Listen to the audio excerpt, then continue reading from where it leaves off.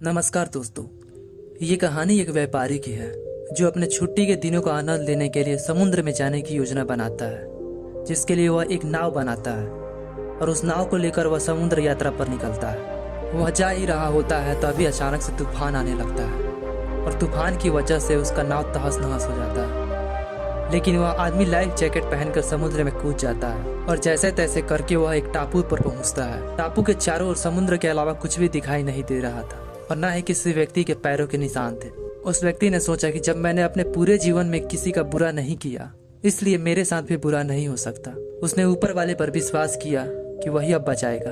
उसने धीरे धीरे टापू पर उगे हुए झाड़ फूलों को खाते हुए अपना दिन बिताना शुरू किया। हालांकि धीरे धीरे उसे यह समझ आने लगा कि वह इस टापू पर फंस गया है, फिर भी वह ईश्वर पर अपना पूरा विश्वास बनाए रखा था। उसने विचार किया कि इतने दिनों से जब उसने उस टापू पर बिताए ही है, फिर उसके मन में विचार आया कि क्यों न एक झोपड़ी बनाया जाए जिसके अंदर वह आराम से रह सकता है। पता नहीं और कितना दिन इस टापू पर रहना पड़ेगा। उसने पूरे दिन लकड़ियाँ और पत्तियों को इकट्ठा करते हुए एक झोपड़ी बनाना शुरू किया।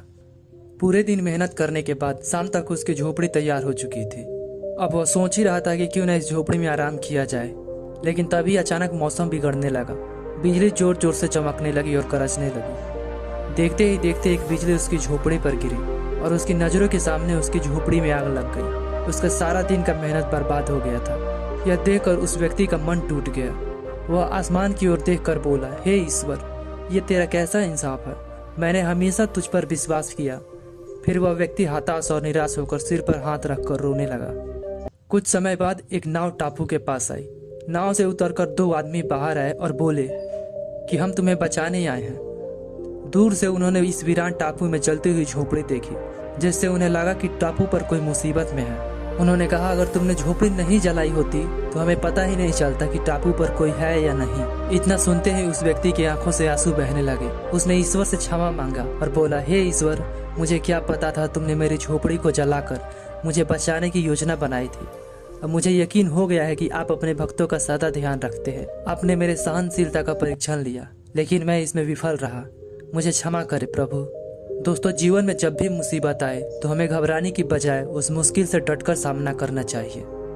भगवान पर अटूट विश्वास रखना चाहिए। जिस व्यक्ति का ईश्वर पर विश्वास होता है वो हर परेशानी का सामना कर सकता है। इस कहानी के माध्यम से हम सीख सकते हैं कि जीवन में कभी भी भगवान पर संदेह नहीं करना चाहिए। यदि आपकी इच्छा से कुछ नहीं हो रहा हो तो यह उनकी इच्छा से हो रहा है।